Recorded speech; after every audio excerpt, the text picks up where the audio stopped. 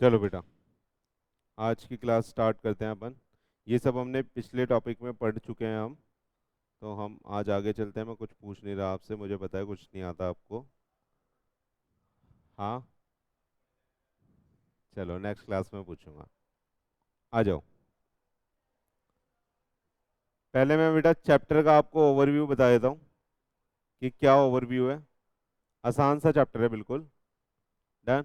लेकिन थ्योरी बहुत ज़्यादा है। अगर आप घर से पढ़ोगे आपको कुछ समझ नहीं आएगा, सब कुछ एक जैसा लगेगा। अगर आप घर से खुद से पढ़ोगे तो आपको कुछ भी समझ नहीं आएगा और सब कुछ एक जैसा लगेगा। देखो, हमने ऑडिट एंगेजमेंट पढ़ा था। ऑडिट एंगेजमेंट के बाद आज हमें पढ़ना है क्या? Audit planning. चैप्टर का नाम बता दिया क्या? देखो, चैप्टर का नाम क्या है बेटा? ठीक है, चैप्टर नंबर 2 है। लेक्चर 1 यहाँ से हट जाएगा। ये क्या है? Audit strategy, planning and program. यानी ऑडिट की स्ट्रेटेजी क्या होती है, ऑडिट का प्लान क्या होता है, ऑडिट के प्रोग्राम क्या होते हैं। ये तीन चीजें हमें यहाँ से सीखनी है पूरे चैप्टर से। डन। चलो, तो एस एस से 300 हमें बताता है बेटा किसके बारे में? ऑडिट प्लानिंग के बारे में। अभी नीचे का मैं डिस्कस करूंगा। फिर उसके बाद हम ऑडिट एग्जीक्यूशन, जिसका मतलब ऑडिट प्रोग्राम भी होता है, ठीक, उसके बारे में बात करेंगे। और इसमें जो जो डिटेल आएगी वो हम यहाँ से देखेंगे। डन। ये पूरा जो फ्लो चार्ट है वो एक ऑडिट को परफॉर्म करने का है। ठीक। देखो यहाँ से मैं फ्लो चार्ट आपको समझा देता हूँ। ऑडिट एंगेजमेंट के बारे में तो आपको पता ही है। ऑडिट प्लानिंग एस से 300 बात करता है। दो दो तरह से होता है बेटा। प्रिलिमिनरी एंगेजमेंट एक्टिविटीज होती हैं जो आपने करी हुई हैं। देखो, एग्री करना होता है हमें 210 के हिसाब से पार्टी को, यानी अपने क्लाइंट को। एथिकल रिक्वायरमेंट हमें फॉलो करनी होती है और क्लाइंट की एक्सेप्टेंस लेनी होती है, ये तो पता ही है। डन। आ जाओ, लेकिन प्लानिंग स्टेज पे क्या करना होता है? फिर उसके बाद जब हम एग्री कर लेते हैं, हमारा असाइनमेंट फिक्स हो जाता है, तो हम उसके बाद उसको करने की प्लानिंग करते हैं। उसको करने की प्लानिंग करते हैं। एक बारी पढ़ के देखना दोनों फ्लो चार्ट प्लान। चलो, क्या है? ऑडिट प्लानिंग में सबसे पहले क्या बनाना पड़ेगा हमें? ऑडिट की स्ट्रैटेजी। ऑडिट स्ट्रैटेजी बनाने के लिए हमें क्या करना पड़ेगा? सिलेक्शन ऑफ ऑडिट अप्रोच, यानी हमारी अप्रोच क्या होगी उसको हमें सेलेक्ट करना पड़ेगा। अप्रोच बोले तो कि भैया हम वहाँ विजिट लगाएंगे, या हम ऑनलाइन ही कर देंगे, आप हमें एक्सेस दे दोगे, या हम वहाँ आके एक्सेस करेंगे, हमारी टीम कैसे जाएगी, हमारी क्या टाइमिंग होगी, वो सब अप्रोच हो गया है ना। हम ऑप्टिमम यूटिलाइजेशन करेंगे अपनी मैन पावर यानी रिसोर्सेज का, है ना। रिसोर्सेज बोले तो टीम के मेंबर्स। हाँ, तो उनका ऑप्टिमम यूटिलाइजेशन करने का क्या मतलब है?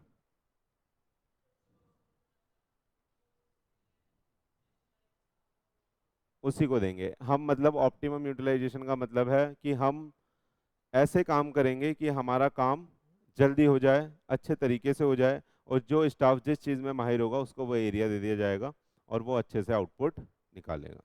फिर कह रहा है set the scope, timing and direction of audit. तो हम स्कोप को सेट करेंगे, टाइमिंग को सेट करेंगे, डायरेक्शन को सेट करेंगे। ऑडिट की डायरेक्शन को सेट करना मतलब टाइम टू टाइम रिव्यू भी करना पड़ेगा ना। टाइम टू टाइम रिव्यू भी करना पड़ेगा। तो रिव्यू करना मीन्स एक तरह से डायरेक्शन देना। तो टाइम टू टाइम देखा भी जाएगा कि भैया तेरे को जो काम दिया था क्या तूने वो ठीक से कर दिया या नहीं कर दिया। तो हम टाइम टू टाइम डायरेक्शन भी देंगे। एक बंदे को लीडर जिसको बनाएंगे उसकी ये रिस्पॉन्सिबिलिटी होगी कि वो डायरेक्ट भी करता रहे। समझ में आया? ऑडिट स्ट्रेटजी में क्या क्या चीज़ें थी? पहले ऑडिट अप्रोच बनाना, ऑप्टिमम यूटिलाइजेशन करना, और स्कोप, टाइमिंग एंड डायरेक्शन को सेट करना। चलें आगे। चलो, आगे आ रहा है develop an overall audit plan. ठीक है, क्या करेंगे बेटा? पूरे के पूरे ऑडिट के काम को करने के लिए एक प्लान बनाएंगे। जैसे आपने देखा होगा हमारे इंडिया के अंदर रेल बजट आता है ना, फाइनेंस बजट आता है, पूरा हर हर डिपार्टमेंट का अलग अलग बजट आता है। तो इसका मतलब क्या होता है? वो पहले से डिटरमाइन कर लेते हैं कि इस काम को इतना पैसा एलोकेट कर देंगे और ये काम इतनी टाइमलाइन में पूरा हो जाएगा। तो वो भी एक तरह की प्लानिंग का ही पार्ट है।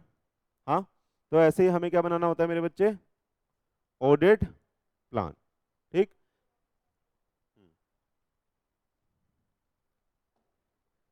क्या बनाना होता है? Audit plan. इसमें क्या करते हैं देखो, रिकॉर्ड करते हैं इसमें nature, timing and extent of risk assessment, risk assessment procedure, ये एस से 315 बताता है, अभी सीखेंगे यहाँ पे क्या कह रहा है। हम रिकॉर्ड करते हैं क्या नेचर रहेगा हमारे काम का, क्या टाइमिंग रहेगी और क्या एक्सटेंट रहेगी।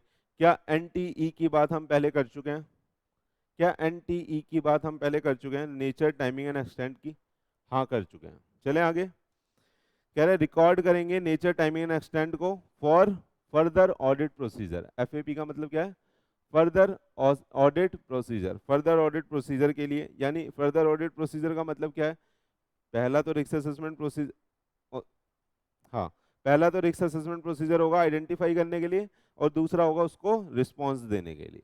ठीक है, तो फर्दर ऑडिट प्रोसीजर का मतलब है कि हम बेटा नया मतलब रिकॉर्ड करेंगे नेचर टाइमिंग एंड एक्सटेंट उसकी भी, कि भैया हमें रिस्पॉन्स कैसे फाइल करना है, यानी हमें रिस्पॉन्स कितने दिन में करना है, अगर कोई क्वेरी आई, कोई मिसस्टेटमेंट आया तो उसे कैसे रिजॉल्व करना है, इसकी भी पहले ही प्लानिंग हो जाएगी। चलें, and other procedure to be perform, जो अदर प्रोसीजर है वो भी हम परफॉर्म करेंगे, यानी ऑडिट के साथ साथ जो भी क्लैरिकल हमारे काम होते हैं वो सारे हम करेंगे। चले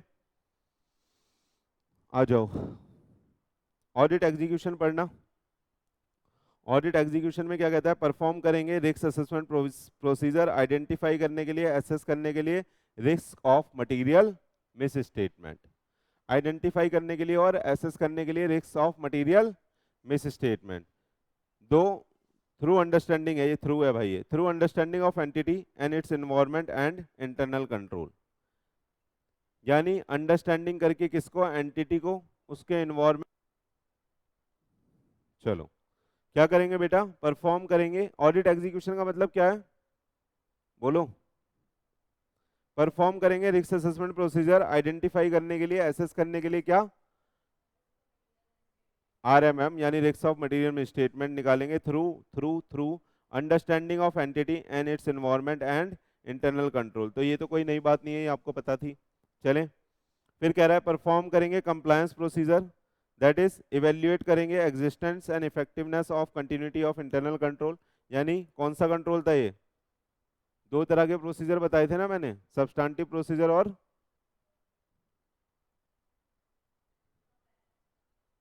हाँ कंप्लायंस प्रोसीजर और सब्सटैंटिव प्रोसीजर, ऑडिट के दो प्रोसीजर थे ना। कंप्लायंस में हम देखते हैं कि इंटरनल कंट्रोल ठीक से काम कर रहा है या नहीं कर रहा, सब्सटैंटिव में हम टेस्ट ऑफ डिटेल करते हैं, अगर वहां पे इंटरनल कंट्रोल नहीं है तो कैसे वेरीफाई करोगे, डिटेल से ही आ रहा है या नहीं आ रहा। देखो परफॉर्म द, इसके बाद पहले कंट्रोल वाला करोगे यानी कंप्लायंस प्रोसीजर फॉलो करोगे, उसके बाद परफॉर्म करोगे substantive procedure, that is the test of detail substantive assessment procedure.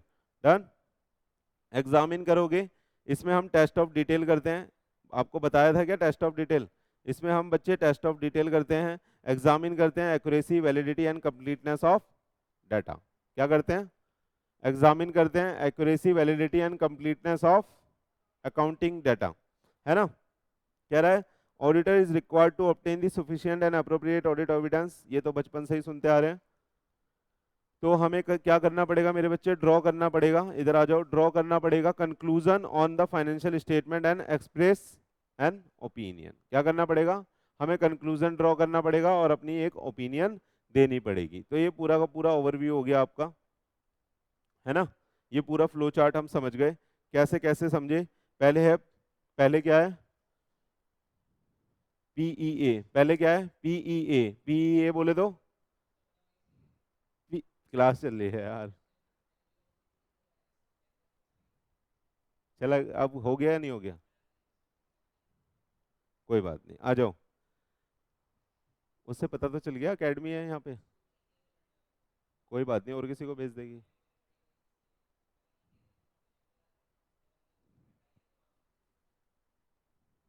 आ जाओ, घुस जाओ। पीईए, पी सबसे पहले बेटा क्या करना पड़ेगा, पीईए, पीईए बोले तो, बोलो बोलो,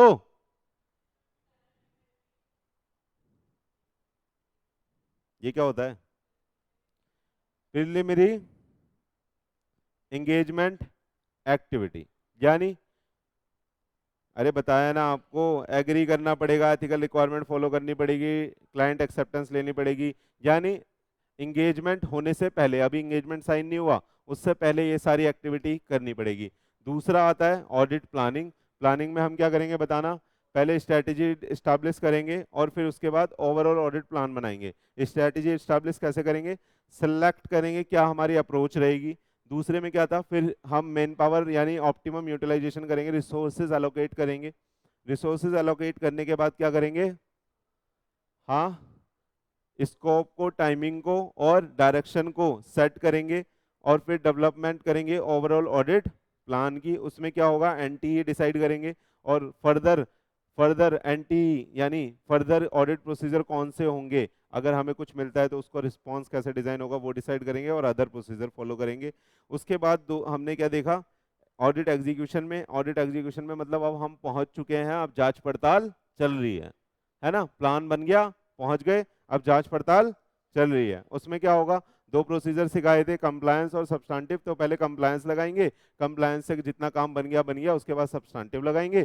सब्सटेंटिव से हम सारी डिटेल को वेरीफाई करेंगे और उसके बाद ऑडिट एविडेंस इकट्ठे करके सफिशिएंट एंड अप्रोप्रिएट हम क्या कर देंगे, कंक्लूजन ड्रॉ कर देंगे। क्लियर है, आगे आ जाओ।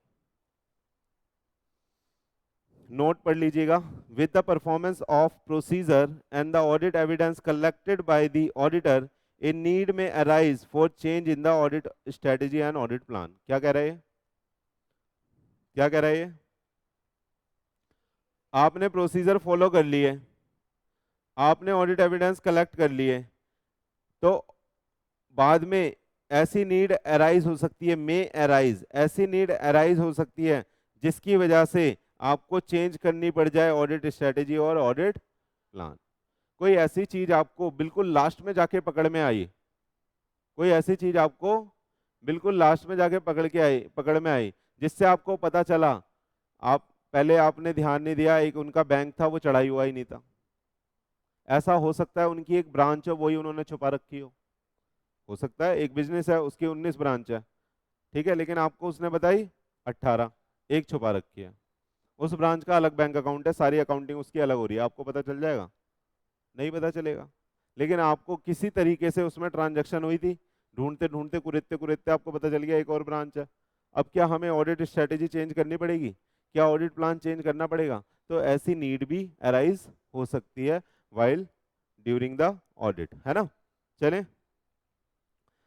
चलें चलें, आ जाओ। कह रहा है note documentation of the audit strategy and audit plan is known as audit program. ठीक है, ऑडिट प्रोग्राम का मतलब होता है बेटा सुन लो, ऑडिट स्ट्रेटेजी बनाना, ऑडिट प्लान बनाना। जब प्लान बन गया अब उसको एग्जीक्यूट कैसे करना है, ये काम किसका होता है, प्रोग्राम का, है ना। इसलिए एक दोस्त दूसरे दोस्त को फोन करता है तो वो ये नहीं बोलता क्या प्लान है, कहता है क्या प्रोग्राम है, यानी जल्दी आ रहा हूँ एग्जीक्यूट करते हैं। समझ में आया, कम समझ आएगा आप लोगों को। स्ट्रैटेजी प्लान से भी पहले का हिस्सा है, अभी आ रहे हैं डिटेल में पढ़ रहे हैं, ठीक है। स्ट्रैटेजी प्लान से भी पहले है, चले आ जाओ ऑडिट स्ट्रैटेजी की बात करते हैं। ठीक, ध्यान से समझिएगा, तीनों चीज अगर ध्यान से समझोगे तो डिफरेंस अपेरेंटली आपको दिख जाएगा। चले चलो, कह रहा है meaning, selection of audit approach so as to obtain necessary assurance at the lower cost with optimum utilization of available resources। आप मेरे को बताओ, आपको किसी कंपनी का ऑडिट मिला तो आपकी क्या स्ट्रैटेजी होनी चाहिए,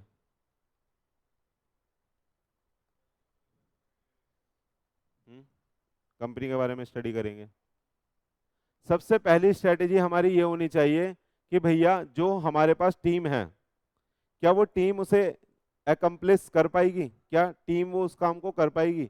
तो हमें ऐसे रिसोर्सेज चाहिए होंगे जो ऑप्टिमम लेवल पे काम कर पाए। ऑप्टिमम लेवल समझ रहे हो, अब मैंने एक बंदा हायर कर लिया 50,000 की सैलरी पे, उसको ऑडिट पे भेज दिया, उसे कुछ ABCD आता ही नहीं, तो वो ऑप्टिमम यूटिलाइजेशन माना जाएगा, तो वो तो हमारा खर्चा ही बढ़ रहा है।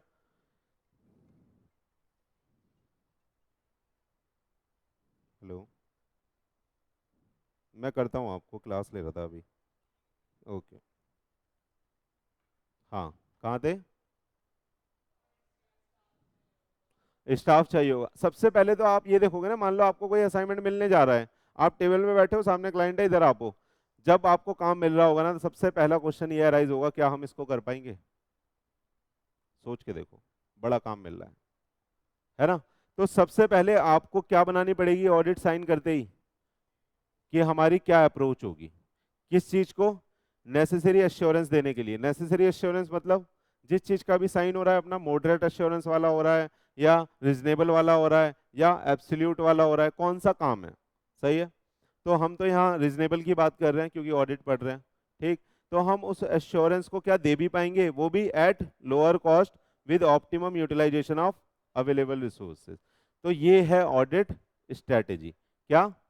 कि हमारा कम से कम खर्चा हो और हम ज्यादा से धंधा कोई क्यों करता है यार? आप भी अगर प्रोफेशन में हो, माना प्रोफेशन के साथ एक और एथिक्स जुड़ जाते हैं कि आपको अच्छे से सर्व करना है ना? ये तो हमारी एथिकल रिक्वायरमेंट है ही। लेकिन क्या हमें नहीं कमाना? कमाना तो हमें भी है। तो हमें अपनी स्ट्रेटेजी इस हिसाब से बनानी पड़ेगी कि हम वो पर्पस तो अचीव करें ही करें, लेकिन हम अपना पर्पस भी अचीव करें कि हमारा भी बेनिफिट उसमें निकले, और अच्छी तरीके से गुड क्वालिटी करके लोअर लोअर रिस्क पे हमारा जो ऑडिट रिपोर्ट है, ऑडिट ओपिनियन है, वो निकल गया है। आ रहा है या नहीं आ रहा? चले आ जाओ। So as to set out the, हमें स्कोप सेट आउट करना पड़ेगा, timing and direction of audit. सही है। तो वहां पे हमें ये देखना पड़ेगा ओवरऑल डायरेक्शन किसकी रहेगी भाई? कोई तो देखेगा ना, दो पार्टनर मिलके देखेंगे, एक अकेला देखेगा, या क्या इतना बड़ा भी काम है कि दो दो सीए लगा दें? समझ रहे हो?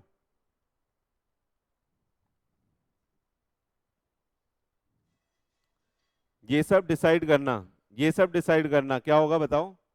Audit strategy. अब आप अगर एक शब्द में बोलना चाहो, यानी अगर मैं पूछूं ऑडिट स्ट्रेटेजी क्या है, तो आप क्या बोलोगे? Approach toward the audit, it is a audit approach किस लिए? ऑब्टेन करने के लिए एश्योरेंस एट लोअर कॉस्ट और ऑप्टिमम यूटिलाइजेशन करके। तो इसमें हम डिसाइड करेंगे स्कोप क्या होगा, टाइमिंग क्या होगी, डायरेक्शन क्या होगी। सही है। ये प्लानिंग से भी पहले ऊपर का हिस्सा है, समझ में आ रहा है आपको? फिर अब जाएंगे प्लानिंग में। अप्रोच तो बना ली, अब प्लान भी तो बनेगा, तभी तो एग्जीक्यूट होगा। स्ट्रैटेजी ये है कि एक बिल्डिंग बनानी है। अब बिल्डिंग बनाने के लिए बिल्डिंग का प्लान बनेगा ना, वो प्लान आ रहा है या नहीं आ रहा?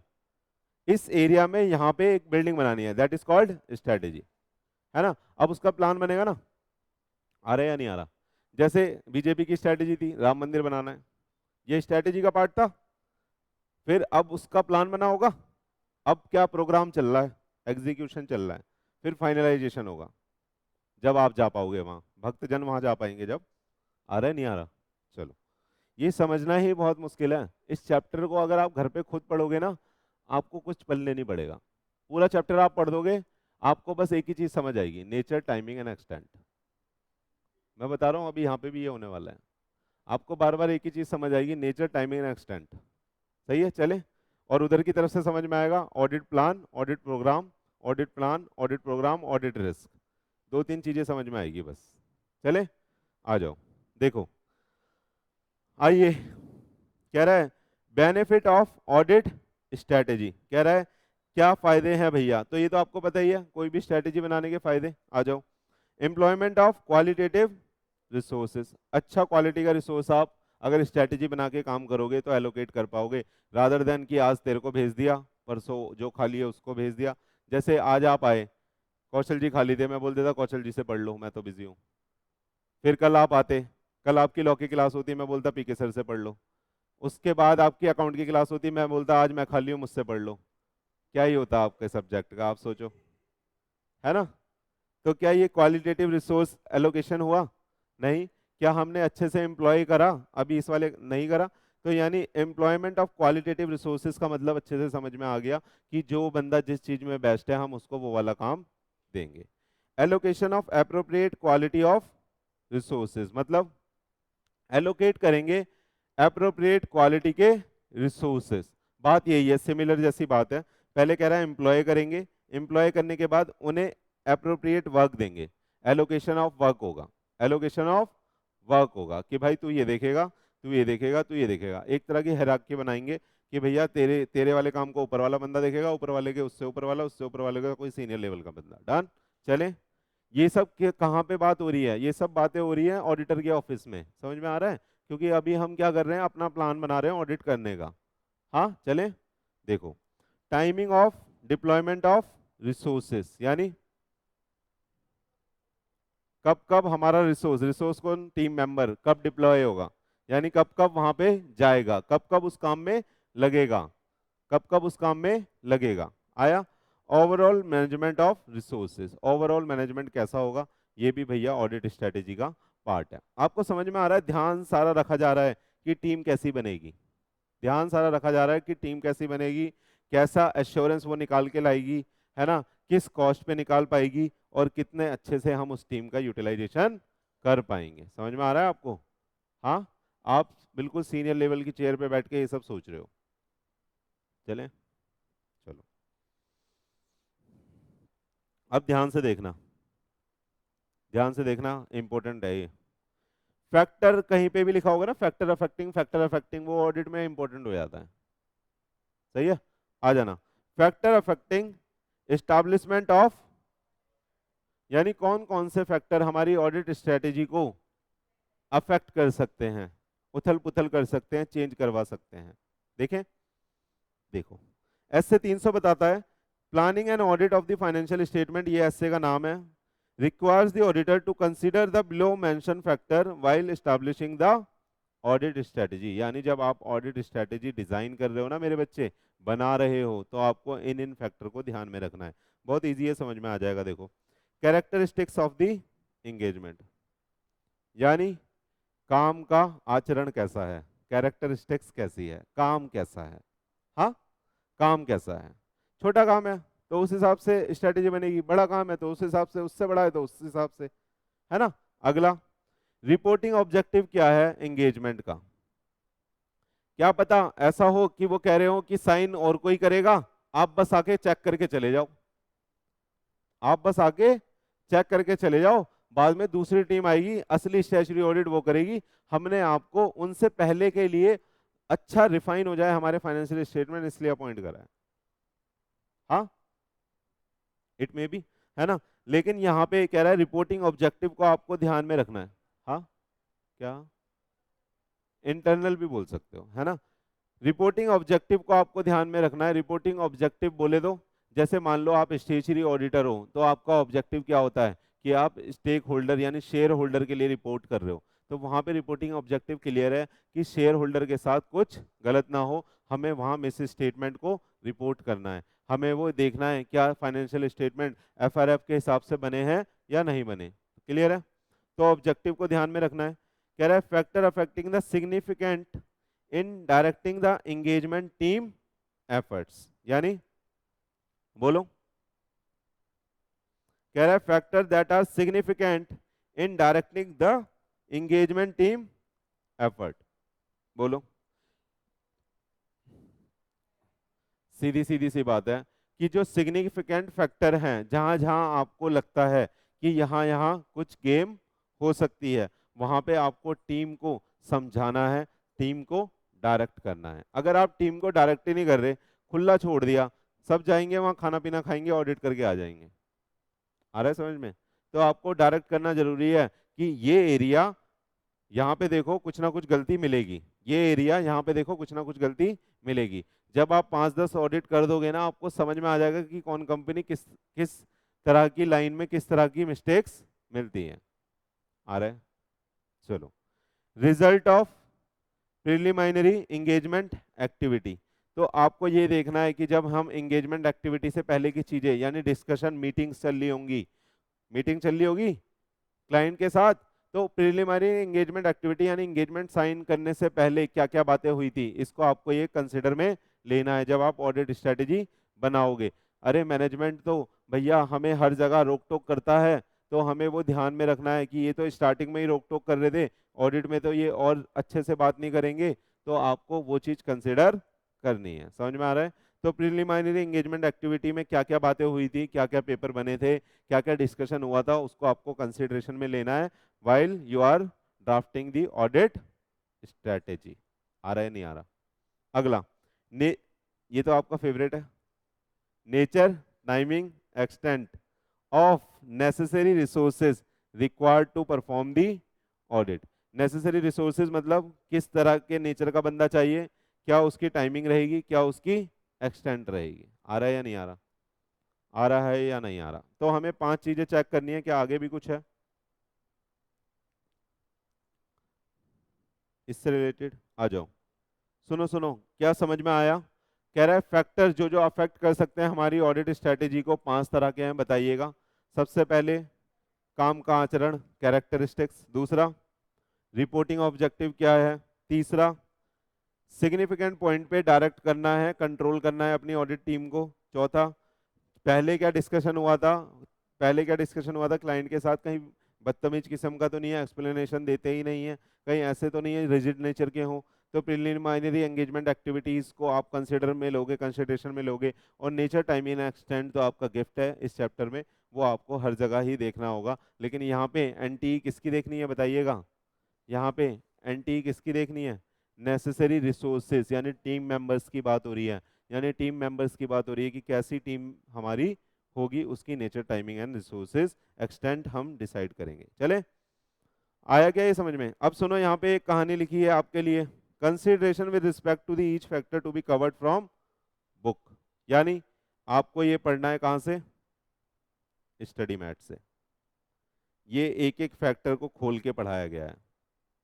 क्या आपको समझ में आ गया यहाँ से पांचों फैक्टर, बुक से पढ़ लोगे, रीड कर लोगे पक्का।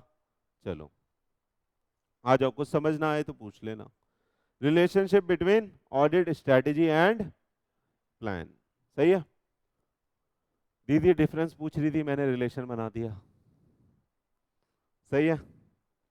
आ जाओ, रिलेशन से भी डिफरेंस समझ में आ जाता है, कौन पहले होगा कौन बाद में, है ना। आ जाओ, कह रहे relationship between audit strategy and audit planning. देखो पहला, audit strategy establish the scope, timing and direction of audit. क्या पढ़ा है ये हमने, क्या ये हमने पढ़ा है, scope, timing and direction of audit कौन इस्टेब्लिश करता है, ऑडिट स्ट्रेटेजी। क्लियर है नहीं है, आगे चलिए, प्लानिंग को ध्यान से देखना। आप कह रहा है audit planning involves development of overall audit plan that cover the nature, timing and extent of audit procedure। दोबारा एनटी आई है दोबारा, लेकिन किस चीज की, ये ध्यान रखना है, ऑडिट प्रोसीजर की। पहले एनटी किसकी थी, रिसोर्सेस की, यानी टीम मेंबर की बात कर रहा था वहां पे, बार बार एनटी आएगा, ठीक है, ध्यान रखना है आपको। लेकिन चले, ऑडिट प्लान के बारे में क्या समझे बताइए। अब मेरा क्वेश्चन अंजलि दीदी से है कि what is the difference between strategy and plan, बताइए प्लीज।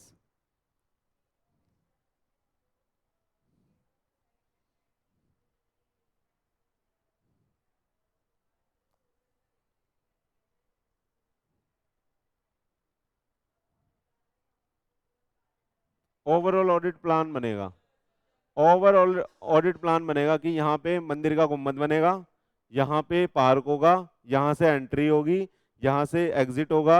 ये क्या है, ओवरऑल प्लान है। स्ट्रेटेजी क्या थी, मंदिर बनाना है, मंदिर बनाएगा कौन, ये सब स्ट्रेटेजी हो गई। ऑप्टिमम यूटिलाइजेशन करके हमें अपनी ऑडिट टीम को रिपोर्ट देनी है, ये स्ट्रेटेजी है। लेकिन अब उसको एग्जीक्यूट करने के लिए सबसे पहला प्रोसेस क्या है, प्लान बनाना। सबसे पहला प्रोसेस क्या है, प्लान बनाना। आ रहा है, बहुत अच्छे से पढ़ाना चाहता था इसको, लेकिन क्या ही करूं। चलो, audit strategy and audit plan are inter related है, डिफरेंस नहीं ढूंढना, इंटर रिलेटेड है ये बोल रहा है, with each other such as such changes in the one में require the changes in another. मान लो हमारी स्ट्रेटेजी बदलेगी तो क्या प्लान बदलेगा, बोलो। स्ट्रेटेजी बदलेगी तो प्लान बदलेगा। मान लो मैंने बोला हमारी स्ट्रेटेजी, हमारा ये था मंदिर बनाना है, मैंने बोला मंदिर के बगल में एक अनाथालय भी बनाना चाहते हैं, नई स्ट्रेटेजी, क्या नया प्लान चाहिए, सिंपल है। क्या दिमाग मारना है इसमें, स्ट्रेटेजी क्या है प्लान क्या है। आ जाओ, तो ये पॉइंट समझ में आया क्या, पीएचडी वाली, अच्छा अच्छा। आ जाओ, generally audit strategy is prepared before the audit planning and audit plan contain the more detail than the audit strategy. बताने की जरूरत नहीं है, audit strategy provides basis for development overall audit plan. Sir आप तो बहुत बढ़िया पढ़ा लेते हो, समझ में आया? पांचों पॉइंट समझ में आए? पहला बताइएगा। ऑडिट स्ट्रेटेजी इस्टेब्लिश करती है स्कोप, टाइमिंग और डायरेक्शन ऑडिट की। दूसरा, ऑडिट प्लान क्या होता है? Audit plan involve development of overall audit planning, है ना, जो कवर करेगी एनटीई, जो कवर करेगी एनटीई किसका? ऑडिट प्रोसीजर का। ठीक है। ऑडिट स्ट्रेटेजी और ऑडिट प्लान क्या है? इंटर रिलेटेड है। एक को चेंज करेंगे तो दूसरे को भी चेंज करना पड़ेगा। Generally audit strategy before the planning होती है ना, और प्लान जो होगा वो कंटेन करता है more detail than audit strategy. और लास्ट में क्या है? ऑडिट स्ट्रेटेजी क्या होता है? बेसिस होता है डेवलप करने के लिए ओवरऑल ऑडिट प्लान का। आया नहीं आया? क्लियर है? चलो आ जाओ, ऑडिट प्लानिंग को डिटेल में पढ़ते हैं। स्ट्रेटेजी समझ में आ गई, प्लानिंग पे चलें। चलो प्लानिंग भी समझ में आएगी, बहुत इजी है। ऑडिट प्लानिंग कह रहा है मीनिंग ऑफ ऑडिट प्लानिंग, बहुत इजी है। कह रहा है detail plan is called audit planning. कैसे हमें प्लान करना है ऑडिट को? देखो एस से 300 बोलता है planning and audit of the financial statement, नाम ही यही है। तो प्लान कौन बता रहा है? 300, है ना। Deals with auditor responsibility to plan and audit of the financial statement. यहाँ पे ऑडिटर की रिस्पॉन्सिबिलिटी है कि उसे प्लान करना है ऑडिट ऑफ फाइनेंशियल स्टेटमेंट, है ना। आइए, ऑडिट प्लानिंग में be defined as developing an overall audit plan for the expected scope and conduct of audit. क्या एक्सपेक्टेड स्कोप होने वाला है और ऑडिट को करने के लिए हमें एक ऑडिट प्लान बनाना पड़ेगा। डन। विच कंप्राइजेस ऑफ, दोबारा, nature, timing and extent of audit procedure to be perform. समझ में आ गया?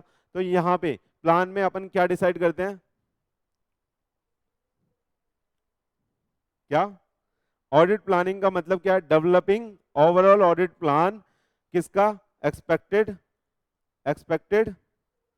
स्कोप और कंडक्ट ऑडिट करने के लिए। यानी सुनो, हमें ओवरऑल ऑडिट प्लान बनाना पड़ेगा, पूरे क्या एक्सपेक्टेड स्कोप है और कैसे ऑडिट होगा उसके लिए, और उसमें हम डिसाइड करेंगे नेचर, टाइमिंग एंड एक्सटेंट किसका?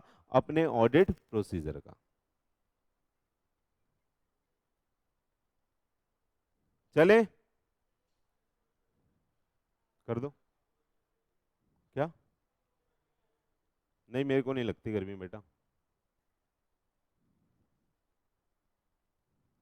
नहीं चल रहा। चलो आया समझ में? देखो ऑडिट प्लान इतना समझ में आया? हाँ। यहाँ पे एनटीई आया था, एनटीई किसका था बताना? एनटीई किसका था? अरे बोलो, एनटीई किसका था? एनटीई किसका था बोलो? ऑडिट प्रोसीजर का ना। चलो सुनो अब, audit plan beside other thing should also cover the following. कह रहा है ऑडिट प्लान प्लान में बिसाइड अदर थिंग ये चीजें भी इंक्लूड होंगी। ठीक है। चले, कहता है एक्वायर करना पड़ेगा हमें नॉलेज ऑफ क्लाइंट बिजनेस। क्या ये हमने पढ़ा था? एक्वायर करना पड़ेगा हमें नॉलेज ऑफ क्लाइंट बिजनेस, यानी वही हो गया बिजनेस का एनवायरनमेंट को जानना। पढ़ाया था ना मैंने कि कैसे। हाँ तो स्ट्रेटेजी, उसने बोला इसके अलावा हमें ये भी जानना पड़ेगा, यानी प्लान बनाने से पहले स्ट्रेटेजी तो पता ही होनी चाहिए। सही है, तो उसे और डिटेल में जानेंगे ना। चले, कह रहा है एक्वायर करना पड़ेगा knowledge of client business, establish करना पड़ेगा scope of reliance to be put on the internal control, यानी कितना हम इंटरनल कंट्रोल पे रिलाय कर सकते हैं, यानी इफेक्टिवनेस इंटरनल कंट्रोल की। डायरेक्ट करना पड़ेगा, direction, supervision and review of the work perform by engagement team members के द्वारा जो भी हमारा वर्क परफॉर्म होगा उसको क्या करना पड़ेगा? डायरेक्शन देना पड़ेगा, सुपरविजन करना पड़ेगा और रिव्यू करना पड़ेगा। ये भी बात हो गई है ना। और कह रहा है कोऑर्डिनेट करना पड़ेगा of the work perform by the engagement team member, तो उनके बीच कोऑर्डिनेशन कैसा है ये भी आपको देखना पड़ेगा। चले, कोऑर्डिनेट करना पड़ेगा, यानी मान लो आपने 10 मेंबर असाइन कर दिए, तो उनका कोऑर्डिनेशन भी आप डिसाइड करोगे प्लान के अंदर कि पहले ये करके आएगा, इसके बाद ये बंदा जाएगा, ये खत्म करेगा, या दोनों एक साथ कर रहे हैं तो दोनों एक साथ करेंगे। ठीक है, वो सब आपको प्लान में डिसाइड करके देना पड़ेगा। आया समझ में? आया? क्या क्या क्रक्स निकालूं तो क्या क्या बोलोगे ऑडिट प्लान में? हम्म सबसे पहले कि हमें ओवरऑल ऑडिट प्लान बनाना होता है, उसमें हम देखते हैं कि स्कोप कित एक्सपेक्टेड स्कोप क्या होगा और ऑडिट का कंडक्ट कैसे होगा। फिर एनटीई बोलोगे, एनटीई किसका बोलोगे? ऑडिट प्रोसीजर का। फिर बोलोगे कि इनके साथ साथ आपको ये चीजें भी कवर करनी है। पहले नॉलेज लेनी है, दूसरा इंटरनल कंट्रोल का इफेक्टिवनेस देखना है, तीसरा डायरेक्शन सुपरविजन रिव्यू होना चाहिए, और चौथा कोऑर्डिनेशन होना चाहिए। खत्म है? चले, चलो। बेनिफिट होमवर्क है आपका बेटा, benefit of audit plan homework. चले, घर से पढ़ोगे, घर से पढ़ना ही है, आ सकता है पेपर में, कुछ पता नहीं है, ये मत सोचना होमवर्क में दे रहा हूं तो आएगा नहीं। अब आइए, वेरी वेरी इंपॉर्टेंट लिखा है भैया, ऊपर देख लो, वेरी वेरी इंपॉर्टेंट लिखा है ना? आ जाओ, नॉलेज ऑफ क्लाइंट बिजनेस, इसको डीप में पढ़ रहे हैं कि क्लाइंट की बिजनेस की नॉलेज कैसे लोगे, है ना? आ जाओ। कह रहा है audit plan beside other things include the acquiring the knowledge of the client business. While preparing the plan, auditor must have knowledge about the client business. In the absence of this knowledge, a proper plan cannot be made. क्या हो जाएगा? क्या बिना knowledge लिए हो जाएगा? आपको पता ही नहीं होगा बिजनेस कैसा है, किस सिनारियो में ऑपरेट कर रहा है, आपको पता ही नहीं होगा क्या क्या कंप्लायंसेस लगेगी, कौन से प्रोविजन हिट होंगे, है ना, कौन सा एक्ट लगेगा, तभी तो आप दिमाग लगा पाओगे, अदरवाइज दिमाग ही नहीं लगेगा। एफआरएफ कौन सा एप्लीकेबल होगा, यही नहीं दिमाग लगेगा आपका।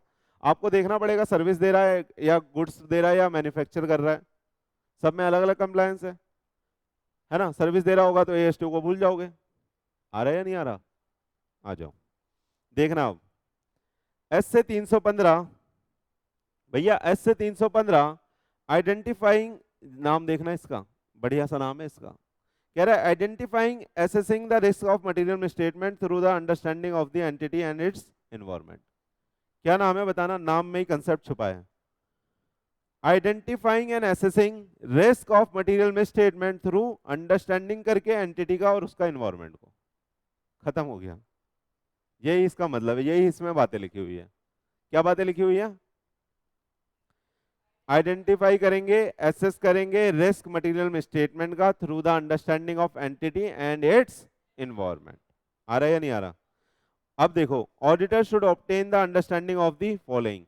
किसी बिजनेस को समझने के लिए ऑडिटर को ये चीजें की अंडरस्टैंडिंग लेनी पड़ेगी। चले, आ जाओ, खत्म हो गया क्या? आ जाओ, खुशी आ गई होगी, आ जाओ, देखना देखना प्लीज। कह रहा है रेलिवेंट इंडस्ट्री रेगुलेट, कह रहा है रेलिवेंट इंडस्ट्री जिसमें आप धंधा कर रहे हो। आप कौन? ऑडिटर। क्या समझ रहे हैं? एंटिटी के बारे में समझ रहे हैं?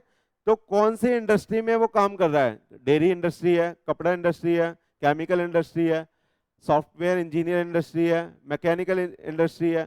तो आपको देखना पड़ेगा कि जो आपका क्लाइंट है वो किस चीज का काम कर रहा है। समझ में आया? आइए, फिर आपको देखना पड़ेगा regulatory and other factors including the applicable financial reporting FRF।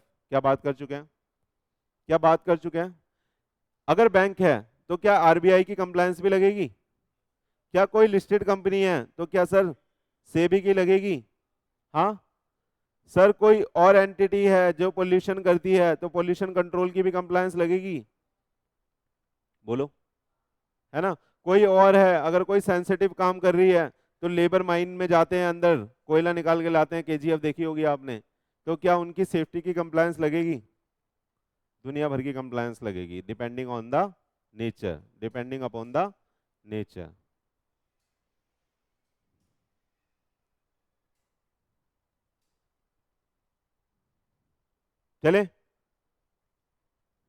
चले, समझ में आया?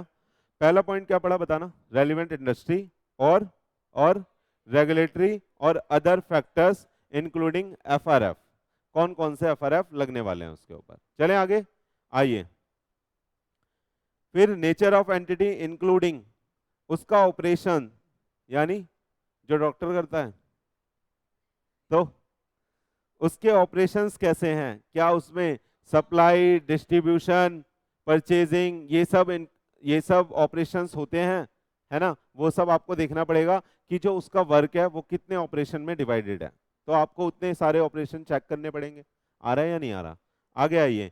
Ownership and the governing structure. सामने वाला बंदा कंपनी है तो लिस्टेड है या नहीं है, अनलिस्टेड पब्लिक कंपनी तो नहीं है, कहीं प्राइवेट तो नहीं है, कहीं एलएलपी तो नहीं है, कहीं प्राइवेट लिमिटेड तो नहीं, ओ सॉरी, कहीं नॉर्मल पार्टनरशिप तो नहीं है, कहीं प्रोप्राइटरी तो नहीं है।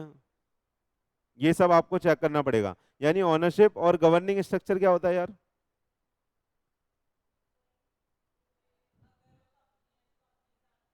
हाँ, तो गवर्निंग स्ट्रक्चर उसका कैसा है, या अंदर की हायरार्की को भी बोल सकते हो कि क्या गवर्निंग स्ट्रक्चर है अंदर, कैसे गवर्न होती है।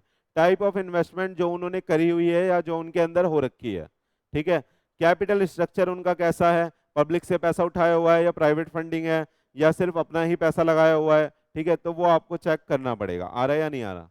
अगर पब्लिक का पैसा इन्वॉल्व होगा तो आपकी सेंसिटिविटी बढ़ जाएगी, वहां पे रिस्क ऑफ मटेरियल मिसस्टेटमेंट भी बढ़ सकता है। अगर गवर्नमेंट के कोई टेंडर उठाती होगी, रिस्क ऑफ मटेरियल मिसस्टेटमेंट बढ़ सकता है, क्योंकि गवर्नमेंट का पैसा आ रहा है, कोई बोलने वाला तो है नहीं, वो एंजॉय करेगी कंपनी। समझ में आ रहा है नहीं आ रहा। कॉमनवेल्थ गेम गेम में इतना घोटाला हुआ था, है ना, तो उसमें भी तो बहुत सारी कंपनियां इन्वॉल्व थी। वहां किसका पैसा आ रहा था, कॉमनवेल्थ गेम में जो इतना सारा दिल्ली के अंदर खर्चा हुआ, सारी रोडें बिल्कुल नई हो गई थी, जितने भी स्टेडियम है उनमें काम हुआ था, बहुत सारा काम हुआ था भाई। स्कैम है पूरा, है या नहीं है। उसकी वजह से कांग्रेस चली गई। पता नहीं, आपको पता होगा नहीं पता होगा। चले आ जाओ। तो भैया आपको देखना पड़ेगा कैपिटल स्ट्रक्चर क्या क्या, तीन चार बातें करी यहाँ पे बताना। उसके ऑपरेशन कैसे हैं जिसका अपन ऑडिट करने वाले हैं, ऑनरशिप और उसका गवर्निंग स्ट्रक्चर कैसा है, टाइप ऑफ इन्वेस्टमेंट कैसी है और कैपिटल स्ट्रक्चर क्या है। सही है, रट लोगे ये सब चीजें। आ जाओ। Selection and application of accounting policy including the changes in the accounting policy along with the reason. क्या, कैसे वो सेलेक्ट कर रहे हैं और अप्लाई कर रहे हैं, अगर सेलेक्ट कर लिया तो कैसे वो सेलेक्ट कर रहे हैं और कैसे वो अप्लाई कर रहे हैं अकाउंटिंग पॉलिसी को, और अगर उसमें चेंजेस कर रहे हैं तो क्या उसका जस्टिफिकेशन यानी प्रॉपर रीजन है या नहीं है। AS1 आपने पढ़ा होगा। AS1 किसकी बात करता है, डिस्क्लोजर ऑफ, है ना। तो उसमें बताया है कि चेंज अगर करेंगे क्या करना पड़ेगा। हम्म, समझ में आया आपको। अब आपको ये भी समझ में आ गया होगा कि ऑडिट ग्रुप 2 में क्यों डाला है। बहुत सारी नॉलेज हो जाने के बाद ही ऑडिट पढ़ सकते हो आप। अगर यहाँ अभी मैं 11th 12th के बच्चे को बिठा दूं तो उसको कुछ समझ नहीं आएगा। सही है, चले। आपकी अंडरस्टैंडिंग इसलिए बन पा रही है क्योंकि फर्स्ट ग्रुप आप पढ़ चुके हो। चले आ जाओ। Objective and strategy of client. तो क्लाइंट का ऑब्जेक्टिव, ऑब्जेक्टिव बोले तो, अरे यार NPO होती है, उसका क्या ऑब्जेक्टिव होता है, सोसाइटी का वेलफेयर, जिसके लिए बनाई गई है उसका वेलफेयर। और अगर कोई नॉर्मल बिजनेस एंटिटी है उसका ऑब्जेक्टिव क्या है, प्रॉफिट कमाना। लेकिन साथ के साथ अगर वो पोल्यूशन वोल्यूशन करती है या हमारे कंपनी एक्ट में रजिस्टर है तो CSR की भी रिस्पॉन्सिबिलिटी आ जाती है। आ रहा है या नहीं आ रहा। तो लेकिन हमें उसके ऑब्जेक्टिव को स्टडी करना है कि ऑब्जेक्टिव क्या है एंटिटी का, क्योंकि आप जब ऑडिट करोगे तो जो भी उल्टा सीधा हो रहा होगा वो ऑब्जेक्टिव से अलग जा रहा होगा, जा रहा होगा नहीं जा रहा होगा। कोई मान लो डायरेक्टर जेब में पैसा लेके चला जाता है रोज गल्ले में से, क्या ये ऑब्जेक्टिव था। ऑब्जेक्टिव क्या था, कंपनी का प्रॉफिट मैक्सिमाइजेशन, ताकि शेयर होल्डर को उसका पैसा मिल सके। आ रहा है या नहीं आ रहा। हाँ, आइए। Objective and strategy of client, तो उसकी स्टडी आपको करनी पड़ेगी। क्या स्टडी करनी पड़ेगी, ऑब्जेक्टिव और स्ट्रेटेजी ऑफ क्लाइंट। ऑब्जेक्टिव बहुत अच्छे से आपको समझ में आ रहा है। अगर NPO होगी तो उनका सोसाइटी के बेटरमेंट का ऑब्जेक्टिव होता है, उनका पैसा उनके अंदर ही यूटिलाइज होता है ना। अगर कोई बिजनेस एंटिटी है उसका ऑब्जेक्टिव है प्रॉफिट मैक्सिमाइज करना, सबसे ऊपर पहुंच जाना, डे बाय डे ग्रोथ करना। ठीक है, आ जाओ। Business risk of the client, ये क्या होते हैं।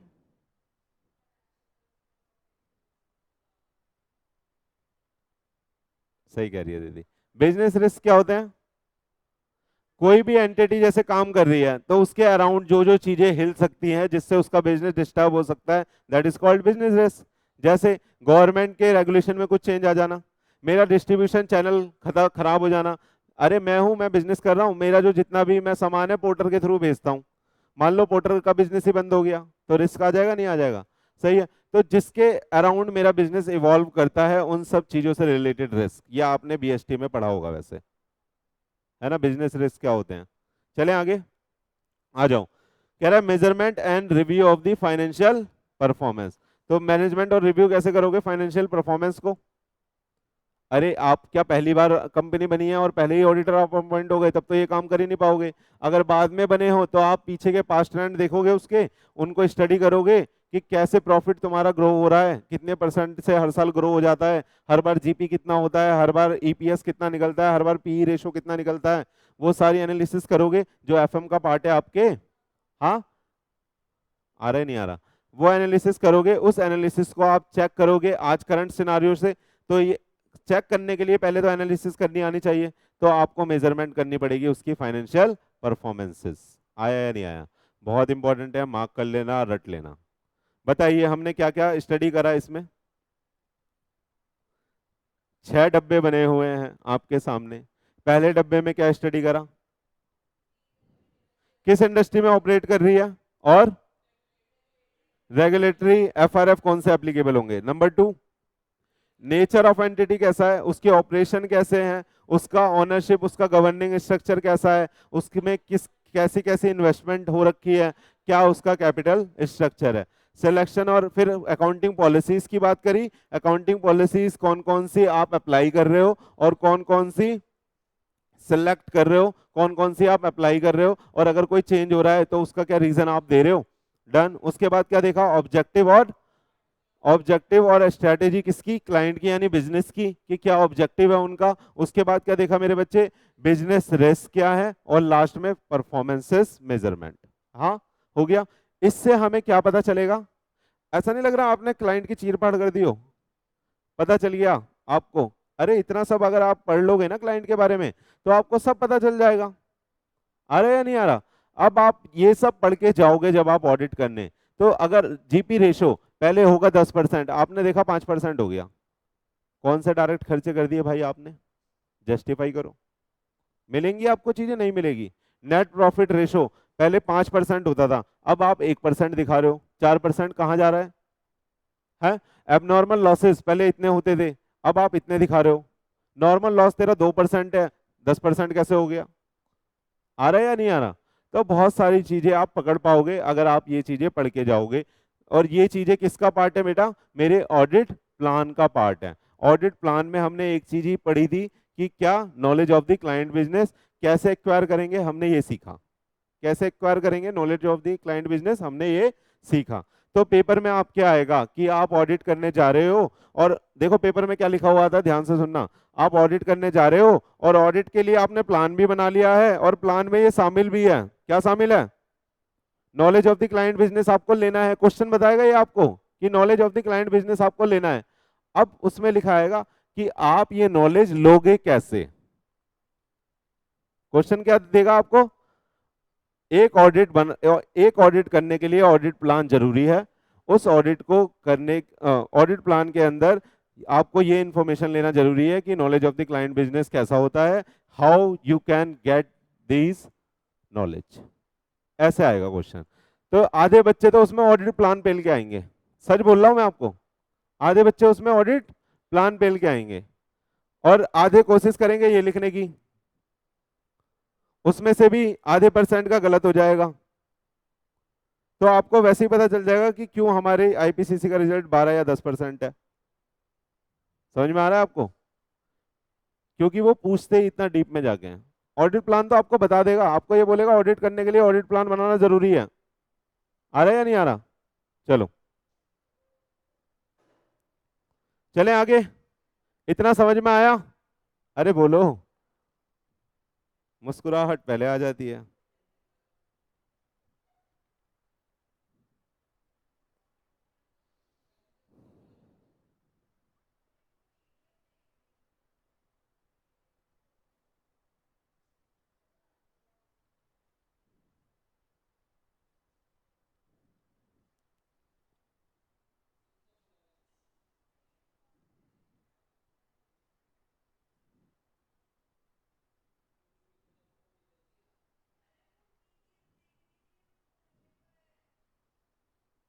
आ जाओ भाई अब अगली स्लाइड पे। छुट्टी कर देता हूँ, छुट्टी कर देता हूँ, बोलो तो। चलो 2 मिनट का ब्रेक। अब देखना, अब आपको गेम समझ में आएगा, फंस जाओगे आप सब। स्टार्ट कर रहे हैं पार्ट बी अपन, ठीक है। आ जाओ। हमने ये पढ़ लिया क्या, ऑडिट प्लानिंग एस से 300 के हिसाब से। एस से 300 के हिसाब से ऑडिट प्लानिंग पढ़ लिया। इसमें हमने पढ़ा मीनिंग ऑफ ऑडिट प्लानिंग, उसके बाद पढ़ा बेनिफिट ऑफ ऑडिट प्लानिंग। पढ़ा था क्या, होमवर्क में दिया है ये, बेनिफिट पढ़ाया था प्लान का, कह रही है पढ़ाया था। Advantage of client, advantage of client planning यानी क्लाइंट बिजनेस प्लानिंग हो गई है ना, सॉरी एडवांटेज क्या बोल रहा हूँ, नॉलेज ऑफ क्लाइंट प्लानिंग यानी नॉलेज ऑफ क्लाइंट बिजनेस है ये, ठीक है। आगे आइए, planning and planning the direction supervision and review of work of ET members, ET बोले तो एंगेजमेंट टीम मेंबर्स, ये हमने पढ़ लिया है ना। थोड़ा सा इससे 300 इसको थोड़ा सा और एक्सटेंड करता है, बस वो हम यहाँ से पढ़ लेते हैं, समझ में आएगा। देखो कह रहा है as per SA 300 planning and audit as per financial statement, ये तो इसका नाम है। ऑडिटर सेल प्लान एनटीई, क्या क्या, nature timing and extent of direction supervision of the work to be performed by engagement team member. क्या कह रहा है, ऑडिटर को क्या करना पड़ेगा बेटा, प्लान करना पड़ेगा, किस चीज का, एनटीई का, किस चीज की, एनटीई डायरेक्शन की, सुपरविजन की, और डायरेक्शन की, सुपरविजन की, और रिव्यू लिख देता हूं, रिव्यू ऊपर आया था क्योंकि रिव्यू करने की, किसका, work perform by the ET, work perform by the ET. आया समझ में आपको, हाँ चले आगे। देखो अब कह रहा है planning of nature timing and extent of the direction supervision and review depend upon the following, किस किस पे डिपेंड करता है, क्या क्या किस पे डिपेंड करता है बताना, एनटी किसका, डायरेक्शन का, सुपरविजन का, और रिव्यू का, डिपेंड करता है किसकी, डायरेक्शन का, किसके सुपरविजन का, किसके रिव्यू का, एंगेजमेंट टीम मेंबर के। आ रहा है या नहीं आ रहा, एंगेजमेंट टीम मेंबर के डायरेक्शन का, सुपरविजन का और रिव्यू का, जो नेचर टाइमिंग एंड एक्सटेंट है, जो नेचर टाइमिंग एंड एक्सटेंट है वो डिपेंड करता है इन चीजों पे, वो डिपेंड करता है मेरे बच्चे इन चीजों पे। आइए देखिए ये चीजें, ये इंपॉर्टेंट है भाई, ये इंपॉर्टेंट है। क्या क्वेश्चन क्या आएगा बताना, बोलेगा ऑडिट प्लान बनाते वक्त ऑडिट को, ऑडिटर को नेचर टाइमिंग एंड एक्सटेंट देखना है, ऑडिटर को नेचर टाइमिंग एंड एक्सटेंट देखना है। आप बोलोगे साला क्वेश्चन ही सब कुछ बोल रहा है, लेकिन वो बोलेगा ये नेचर टाइमिंग एंड एक्सटेंट इन चीजों का देखने के लिए कौन से फैक्टर इंपॉर्टेंट होते हैं। आ रहा है आपको समझ में क्वेश्चन कैसे आएगा, देखो अब, हाँ हो रहा है ना, आ जाओ। तो ये फैक्टर आपको देखना है, नेचर टाइमिंग एंड एक्सटेंट किस चीज की, एंगेजमेंट टीम मेंबर के सुपरविजन की, उसके डायरेक्शन की, उसके रिव्यू की। आया या नहीं आया, आपको ये देखना है। अभी मैंने एक वेरी वेरी इंपॉर्टेंट जो कंसेप्ट बताया मैंने, उसमें हमने क्या ढूंढना था, knowledge of the client business, कैसे अपन एक्वायर करते हैं, है ना। अब ये पढ़ रहे हैं, आ जाओ। कह रहा है आप देखोगे size and complexity of the client business, तभी तो यार उसके हिसाब से आप अपने एंगेजमेंट टीम मेंबर को क्या करोगे, डायरेक्ट करोगे, सुपरवाइज करोगे और रिव्यू करोगे, है ना। अगर उसका बिजनेस ही छोटा सा है, कॉम्प्लेक्स नहीं है, नॉर्मल सी ट्रांजैक्शन होती है, वो कोई एक डॉक्टर है, डॉक्टर क्या करेगा, अपनी सर्विस देगा, फीस लेगा, क्या एंट्री पास होगी, gross receipt account debit to debtor, है ना।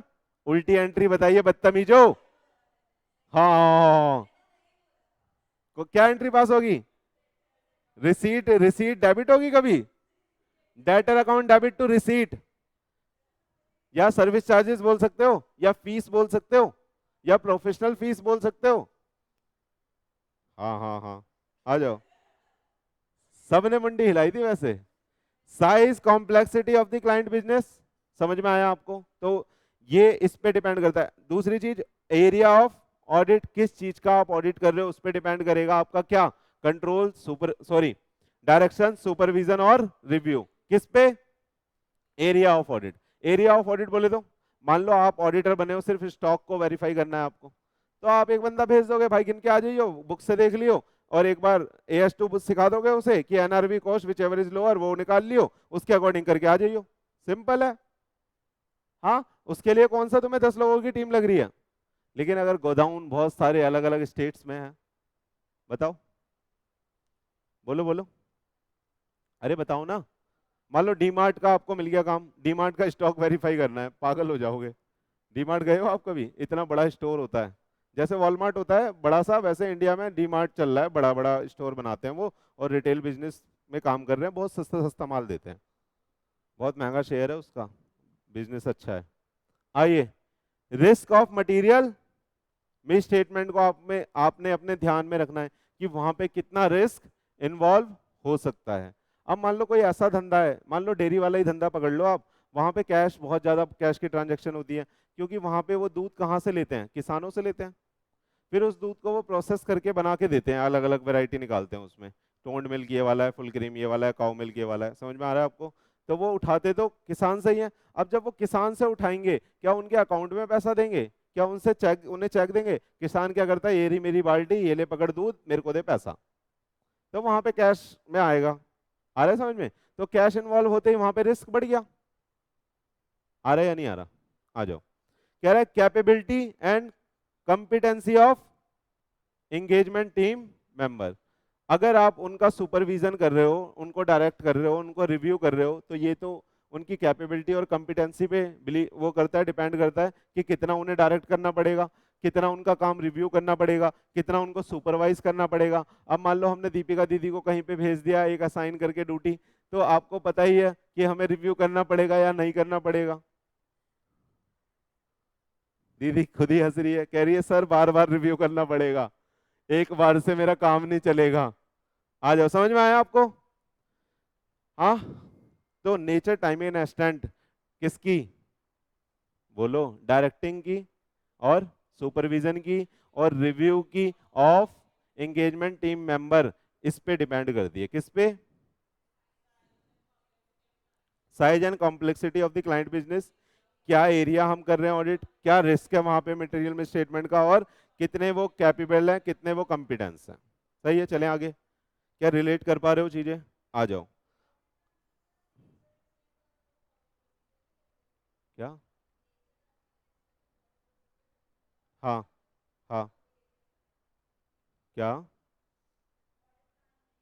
हाँ,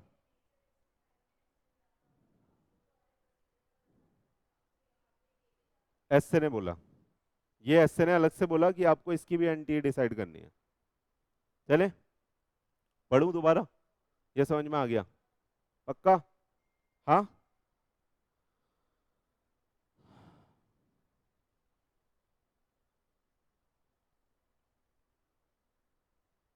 आ जाओ। अब कह रहा है जो प्लानिंग है ना मेरे बच्चे, वो एक कंटिन्यूअस प्रोसेस है, तो इसको क्या बताने की जरूरत है। हाँ, कंटिन्यूअस प्रोसेस क्यों बोला गया है, स्ट्रेटेजी चेंज होगी प्लान चेंज होगा, कुछ नया मिल गया प्लान चेंज हो जाएगा, कोई ऐसी चीज जो शुरू में नहीं मिली सबसे लास्ट में मिली, पूरा का पूरा प्लान चेंज हो जाएगा, दोबारा से देखो कुछ और भी हो सकता है। आ रहा है या नहीं आ रहा, देखो, कह रहा है प्लानिंग क्या है बेटा, एक कंटिन्यूअस प्रोसेस है, ये ऑब्जेक्टिव में डाल सकते हैं वो, उसमें डिस्क्रीट ऑप्शन होगा, आपको किस पे लगाना है, कंटिन्यूअस पे, है ना। आ जाओ, कह रहा है planning is not a discrete phase of audit, rather a continuous process which start from the end of the prior period audit, जो स्टार्ट कहां से होती है, पिछले ऑडिट से, और कब एंड होती है, and continue till the completion of current period engagement, तो जब तक हमारा करंट पीरियड एंगेजमेंट खत्म नहीं हो जाता तब तक वो चलती रहेगी, प्लान रिवाइज होता रहेगा, प्लान ऊपर नीचे होता रहेगा। ये डिस्क्रीट नहीं है, डिस्क्रीट का मतलब क्या होता है, डिस्क्रीट का मतलब होता है 2 और 2 = 4, 2 और 2 = 4, 4 है तो 4 ही रहेगा, समझ में आया। लेकिन प्लानिंग क्या होती है बेटा, चेंज होती रहती है ना, ये फ्लेक्सिबल होती है ना, देख लेना। आ जाओ, planning involve the consideration for of timing of certain activity and audit procedure which are to be performed even prior to the execution of further audit procedure, for example, क्या कह रहा है, क्या कह रहा है? कह रहा है प्लानिंग में इन्वॉल्व होंगे कंसीडरेशन टाइमिंग के जो आपने प्रोसीजर पहले परफॉर्म करें, यानी फर्दर ऑडिट प्रोसीजर से पहले जो प्रोसीजर आपने फॉलो करें हैं।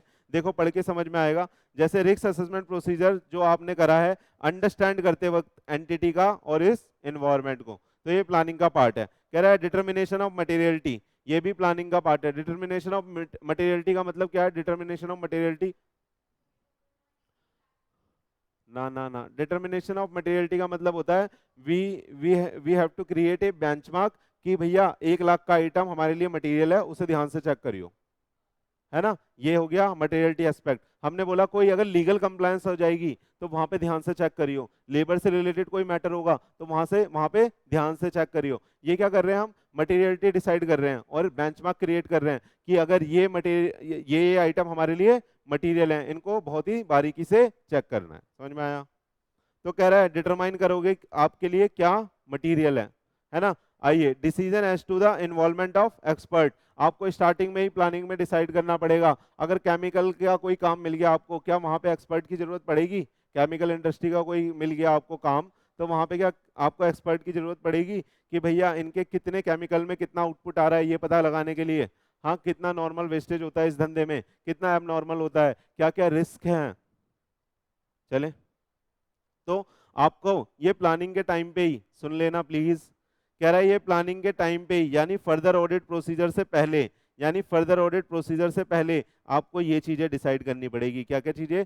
आपको आरएपी करना पड़ेगा, क्या करते हुए? Understanding entity and its environment. Determine करनी पड़ेगी मटेरियलिटी, डिसीजन लेना पड़ेगा क्या हमें किसी एक्सपर्ट का इन्वॉल्वमेंट लेना है धंधे में अपने ऑडिट में या नहीं लेना है। चले, फोन में आप नोट्स ही देख रहे होगे, चलो आ जाओ। नोट देखिए, नोट देखिए प्लीज, इजी सा है। Based on this discussion, it can be concluded that planning is a continuous activity which require the change with the change in circumstances। सही है? चले, चलो। अब कह रहा है चेंज इन प्लानिंग, ये भी हम डिस्कस कर चुके हैं। कब चेंज करना पड़ेगा प्लानिंग में, बताना। हाँ, सर्कमस्टांसेस में कोई चेंज हो गया, पूरा मैनेजमेंट ही बदल गया। अरे सारे डायरेक्टर ही बदल गए, कुछ ऐसा हुआ डायरेक्टर मर गए, चारों एक फ्लाइट में जा रहे थे, हो सकता है। अभी वो हुआ नहीं टाइटैनिक देखने, टाइटैनिक को देखने नीचे गए थे, जो सबमरीन थी जो टाइटन नाम की, सबमर्सिबल, जो सबमर्सिबल थी टाइटन नाम की, कार्बन की बनी हुई थी, इसलिए वो दबाव नहीं झेल पाई और इसलिए वो डूब गए। इम्प्लोजिव हो गया उसका, एक्सप्लोजिव की जगह। इम्प्लोजिव का मतलब होता है अंदर की तरफ फट जाना, है ना। सब मर गए, 2 बाप बेटे थे उसमें, 5 लोग थे शायद, 5 लोग थे मेरे ख्याल से। सारे एक्सपेडिशन वाले बंदे थे, एक्सपेडिशन करते रहते थे वो। चलो आ जाओ, आइए। चेंज इन प्लानिंग, आ जाइए, बस रीड मार रहा हूँ, ये आता है आपको। कह रहा है planning is a continuous process, the auditor में required to update its strategy and audit plan during the course of audit. Changes in the strategy and the plan may be required based on the new development like changes in the circumstances, changes in the reporting requirement। क्या reporting requirement बदल सकती है? हाँ बदल सकती है। आपको पता है अभी कोविड के टाइम पे बोर्ड रिपोर्ट में चेंज आया था कि कोविड के बारे में भी लिखना है। हाँ, आ जाओ। इलेक्ट्रिसिटी कंजम्पशन के बारे में भी लिखना होता है कहीं कहीं, ठीक है, आ जाओ। अनएक्सपेक्टेड इवेंट, अनएक्सपेक्टेड इवेंट मतलब हमें एक्सपेक्टेड नहीं था लेकिन ऐसी इवेंट हो गई, done. Collection of audit evidence that provide the auditor information which was not available at initial stage। बाद में ऐसे एविडेंस मिले जो शुरू में नहीं मिले थे और बाद में ऐसा लगता है कि अब तो और भी चीजें हो सकती हैं। आ रहा है या नहीं आ रहा? तो कब कब हमें चेंज करनी पड़ेगी अपनी प्लानिंग, बताना। चेंज होता है अगर कोई सर्कमस्टांसेस में, चेंज होता है किसी रिपोर्टिंग रिक्वायरमेंट में, अगर कोई अनएक्सपेक्टेड इवेंट हो जाती है, और अगर क्या कलेक्शन ऑफ ऑडिट एविडेंस करते वक्त हमें सुनना please. Collection of audit evidence अगर हम कर रहे थे और हमें बाद में कोई ऐसा एविडेंस मिला जिससे लगता है कि ये तो पूरी गड़बड़ हो सकती है, ये तो मिस हो गया था हमसे, तो फिर प्लान चेंज करना पड़ेगा। अनएक्सपेक्टेड इवेंट के बारे में आपने सीसीडी का तो नाम सुना ही होगा। हाँ, उनके ऑनर थे, है ना, कहाँ मिले थे वो? मान लो उस वक्त आपकी टीम वहाँ ऑडिट कर रही होगी, मान लो सीसीडी में तब आपका ऑडिट चल रहा था, क्या प्लान बदलेगा? हाँ बदलेगा, है ना। बहुत बड़ा रिस्क आ गया, कैसे कैसे क्यों क्यों ऐसा ऐसा हुआ, है ना। चले, वरना आपको तो बाहर से सीसीडी देख के ऐसा लगता था कितना खुशहाल जीवन है, ऑब्वियस है। आ जाओ, आइए। Auditor should document the following, auditor को बेटा इनके डॉक्यूमेंट भी, डॉक्यूमेंट दी फॉलोइंग का मतलब क्या है? ये सब चीजें लिख के रखनी पड़ेगी और इन्हें अपनी फाइल में मेंटेन करना पड़ेगा। आया या नहीं आया? ऑडिटर को एक ऑडिट स्ट्रेटजी क्या करनी पड़ेगी? अपनी बना के डॉक्यूमेंट करनी पड़ेगी। डॉक्यूमेंट करने का मतलब समझ रहे हो, उसे लिख के रखना है, उसका डॉक्यूमेंट क्रिएट करना है। आइए, और ऑडिट प्लान भी डॉक्यूमेंट करना पड़ेगा, और कह रहा है changes in the audit strategy and audit plan along with the reason of change. अगर कोई चेंज हुआ तो उसे भी टाइम टू टाइम आपको अपने डॉक्यूमेंटेशन में रखना पड़ेगा, उससे आपके ऑडिट वर्किंग पेपर बनेंगे। आ रहा है या नहीं आ रहा? वो सब आपकी ऑडिट की फाइल बनेगी। समझ में आया? तो आपको स्ट्रेटजी भी लिख के रखनी है, ऑडिट प्लान भी लिख के रखना है, और अगर कोई चेंजेस हो रहे हैं उसमें तो वो भी लिख के रखना है, यानी आपको डॉक्यूमेंटेशन करके रखनी है। आइए, अब आइए आइए प्लीज, अभी यहीं बैठ जाओ। होमवर्क देख लो बेटा, आज बहुत सारा होमवर्क मिला है, मजाक नहीं कर रहा, वो पढ़ना है, क्योंकि वहां से भी क्वेश्चन बन सकते हैं। आपको आईसीआई का पता ही है कि क्वेश्चन कहीं से भी किसी भी कोने से वो निकाल के पुट कर देगा आपके एग्जाम में। हाँ, तो इसलिए कुछ भी इंपॉर्टेंट हो सकता है। देखिए, पढ़ना क्या है आपको, बहुत ही इजी इजी चीज है, ये घर से पढ़ना है। डॉक्यूमेंटेशन ऑफ ऑडिट प्लान, इसमें लिखा होगा फाइल बनानी है, जो प्लान आप बना रहे हो उसे लिख के रखना है, लिख के उसे फाइल में लगाना है। टाइम टू टाइम अगर कोई रिवीजन हो रहा है उसे रिवाइज भी करना है, तो उसे भी फाइल में ऐड ऑन करना है। घर से पढ़ लेना। Factor affecting the development of audit plan, ये ध्यान से पढ़ना है, ये मैं पूछूंगा भाई, ये मैं नेक्स्ट क्लास में आपसे पूछूंगा, ये ध्यान से पढ़ना है, ठीक है। ये होमवर्क है आपका, ये क्या है? होमवर्क है, जहां जहां लिखा है होमवर्क वहां पे आपका होमवर्क है ये। लेकिन हम अभी डिस्कस कर रहे हैं additional consideration in the initial audit engagement. इसका मतलब क्या होता है? इनिशियल ऑडिट एंगेजमेंट का मतलब है कि आपको ये जो ऑडिट मिल रहा है ना, ये पहली बार मिल रहा है। आपको ये जो ऑडिट मिल रहा है ये पहली बार मिल रहा है, तो आपको वहां पे क्या कुछ एडिशनल कंसिडरेशन देने पड़ेंगे? हाँ, in comparison of recurring audit, जिसका आप कंटिन्यूअस करते आ रहे हो। बोलो, क्या कुछ एडिशनल कंसिडरेशन देना पड़ेगा? हाँ देना पड़ेगा। आइए देखते हैं क्या है वो, आ जाए। थर्ड वाला मैं यहीं करा रहा हूँ, ये भी ये होमवर्क में लिखा है, लेकिन यहाँ पे भी पढ़ रहे हैं, घर पे डिटेल में पढ़ लेना। क्या क्या होमवर्क दिया था इससे पहले? बेनिफिट्स ऑफ प्लानिंग, यहाँ पे आ जाओ, कहाँ था बताओ, होमवर्क कहाँ लिखा था भाई?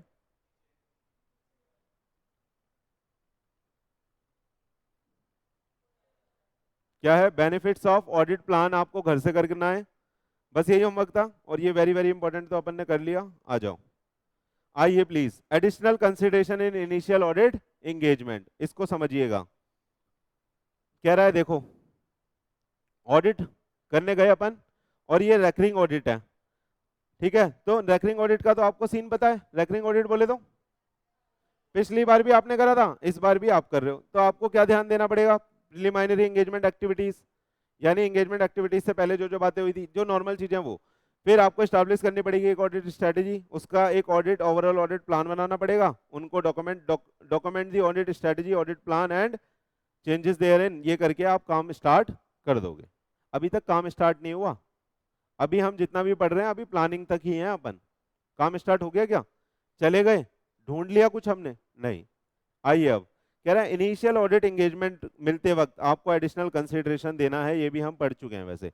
इनिशियल ऑडिट एंगेजमेंट का मतलब है कि हमें काम पहली बार मिल रहा है, हमें काम पहली बार मिल रहा है, ध्यान से देखिएगा। कह रहा है additional consideration as per the S 300 standard of auditing, S 300, in case of the initial audit engagement auditor is required to additionally consider the following. Auditor को क्या करना है? एडिशनली कंसिडर करना है फॉलोइंग। बेटा एक बार आप अंदर नीरज सर से मिल लो, नीरज सर होंगे, एक बार मिल लो, है ना। हाँ,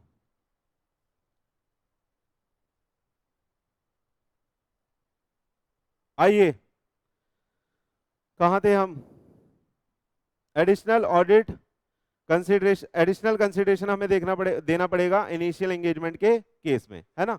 तो देखिए पहला क्या है कह रहा है performing the procedure as required by SA 200 as to client acceptance. ये हमने पढ़ा था, ये हमने कब पढ़ा था बताइएगा? हमने दो वो पढ़े थे, क्वालिटी कंट्रोल, हाँ, element of quality control standards पढ़े थे दो लेवल पे। कौन कौन से थे? फॉर्म लेवल और एंगेजमेंट लेवल, उसी की बात कर रहा है। एस से 200 जो है वो 220 जो है वो एंगेजमेंट ऑफ क्वालिटी कंट्रोल की बातें करता है, वो हमने पढ़ रखा है। उसमें हमने एक क्या ऑब्जेक्टिव भी देखा था कि इस एस से का ऑब्जेक्टिव क्या है, क्वालिटी कंट्रोल का क्या हमने ऑब्जेक्टिव भी देखा था? दो ऑब्जेक्टिव थे, बताइए।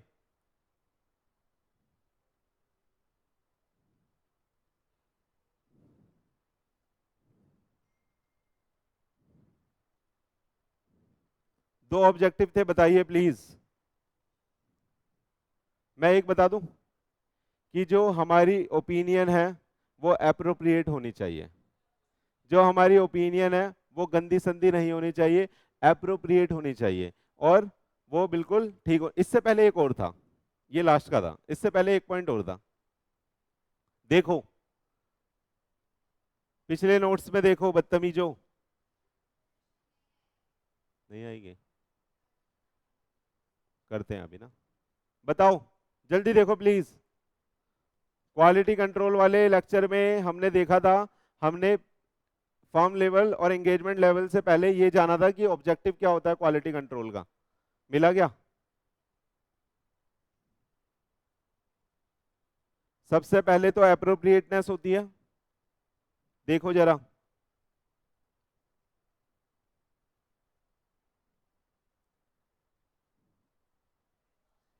देखो क्या था, देखो element of system of quality control पढ़ा था, element of system of quality control पढ़ा था क्या? इसमें देखो ऑब्जेक्टिव पढ़ा था सबसे पहले कि to ensure the compliance of professional standards and legal and regulatory requirement, और एंश्योर द रिपोर्ट जो होगी वो बनेगी अप्रोप्रिएट। ये दो ऑब्जेक्टिव थे इसके, है ना? तो ये जो यहाँ पे बात चल रही है ना बेटा, इसी स्टैंडर्ड की चल रही है यहाँ पे, कि जब हम इनिशियल एंगेजमेंट साइन करते हैं तो हमें सबसे पहले परफॉर्म करने पड़ते हैं procedure as required by SA 220 as to the client acceptance. समझ में आया? तो 220 में जो ऑब्जेक्टिव था वो भी मेट आउट करना पड़ेगा, और फिर एंगेजमेंट लेवल और फर्म लेवल दोनों पे वो वाले प्रोसीजर फॉलो करने पड़ेंगे, क्योंकि हम जो काम कर रहे हैं ये पहली बार कर रहे हैं। तो जो बताओ टीम अपॉइंट कर रहे होंगे वो भी पहली बार कर रहे होंगे, तो एंगेजमेंट लेवल पे भी करना पड़ेगा और फर्म लेवल पे भी काम करना पड़ेगा। एक बार जब काम डिसाइड हो जाएगा, स्टार्ट हो जाएगा, तो अगली बार ये वाला क्वालिटी कंट्रोल वाला काम में भी ना करना पड़े दोबारा। आया या नहीं आया? तो इसलिए इनिशियल एंगेजमेंट में ये काम हमें करना पड़ेगा। तो आप रेफरेंस दोगे एसए 220 का भी, जो क्वालिटी कंट्रोल की बात करता है। चले आ जाओ, दूसरा कह रहा है कम्युनिकेट करोगे तुम प्रीवियस ऑडिटर के साथ, प्रीडिसीजर का मतलब है प्रीवियस ऑडिटर के साथ, as to ascertain any reason due to which the audit should not be accepted और which may affect the compliance of ethical requirement. आपको ये फैक्ट पता है क्या? सुनना, अगर आपको किसी कंपनी का ऑडिट मिला है और उसने प्रीवियस ऑडिटर की फीस नहीं दी है, तो आप उस ऑडिट को एक्सेप्ट नहीं कर सकते, वो आप उस ऑडिट को एक्सेप्ट नहीं कर सकते। ठीक है? इसलिए जब आप कोई भी नया ऑडिट एक्सेप्ट कर रहे होते हो तो आपको प्रीवियस ऑडिटर से एक्सेप्टेंस लेनी होती है, एनओसी एक तरह से लेनी होती है कि सर आपको तो कोई ऑब्जेक्शन नहीं है, अब ये काम हम कर रहे हैं। तो वो आप वहाँ पे एक लेटर बना के भेजोगे, वहाँ वाला बंदा जो दूसरे सीए साहब होंगे वो उसे साइन करके अप्रूव करेंगे और आपको रिवर्ट करेंगे। डन? आया या नहीं आया? आया या नहीं आया? तो इनिशियल ऑडिट एंगेजमेंट के केस में आपको दो चीजें एक्स्ट्रा करनी है। क्या ये चीजें नहीं करनी सर? यहाँ पे करनी तो ये भी है, अरे ये तो करनी ही पड़ेगी। प्लानिंग नहीं करोगे, स्ट्रेटेजी नहीं बनाओगे, धंधा काम कैसे करोगे? धंधा तो करना ही है। आप मेरे को बताओ अब, तो ये एडिशनल कंसिडरेशन हमें देना है किस किस चीज का बताइएगा? एस से 220 यानी क्वालिटी कंट्रोल की बात करनी है, और दूसरा प्रीवियस ऑडिटर के साथ हमें क्या करना है? डिस्कस करना है, उन्हें रीजन बताना, उनसे रीजन पूछना है क्या कोई ऐसा रीजन तो नहीं जिसकी वजह से हम इस ऑडिट को एक्सेप्ट ना करें। सही है? आया? चले चलो सुनो, अब ये जो ऑडिट प्रोग्राम है ये हम पढ़ेंगे मेरे बच्चे नेक्स्ट क्लास में, क्योंकि मैंने आज होमवर्क भी आपको बहुत ज़्यादा दे दिया है। तो प्लीज़ आप इतना रिवाइज करके होमवर्क कर लेना, उसके बाद हम ऑडिट प्रोग्राम से स्टार्ट करेंगे। डन? चलो आज के लिए इतना ही था, थैंक यू वेरी मच।